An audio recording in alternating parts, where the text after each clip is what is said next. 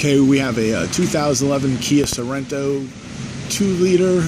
It's got the dreaded P0011 and P0014 cam phaser codes.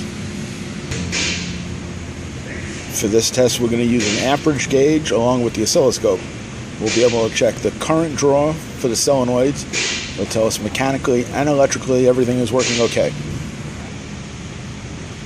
Okay, you set up the amperage clamp to either the positive or negative side of the solenoid, doesn't matter, as long as the direction of current flow is correct. Next, we're going to use the MaxiSys, set it up to the PCM under active test, and we can command the exhaust solenoid on and off. We have the oscilloscope set up for a 2 amp per division using the amp clamp. We'll start the car up and get a picture.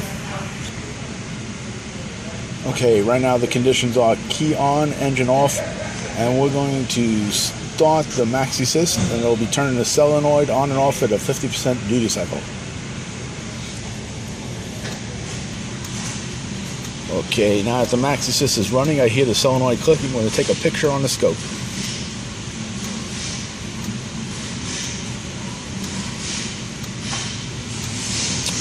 Okay, we can stop the scope and then analyze the signal.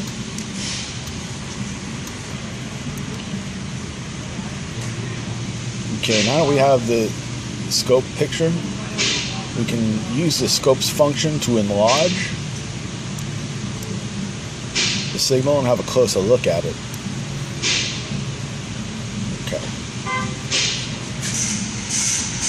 Okay, the scope capture is telling me it had a good ground. It started off at 0 amps, went all the way up to 1.4 amps, which is correct for the ohmic value of this. And if you see that little notch in the middle, that is counter electromotive force, which is telling us the pintle is moving. So this solenoid is good, the wiring is good, the PCM is good. It has to be some type of oil pressure problem. So we move on without changing parts.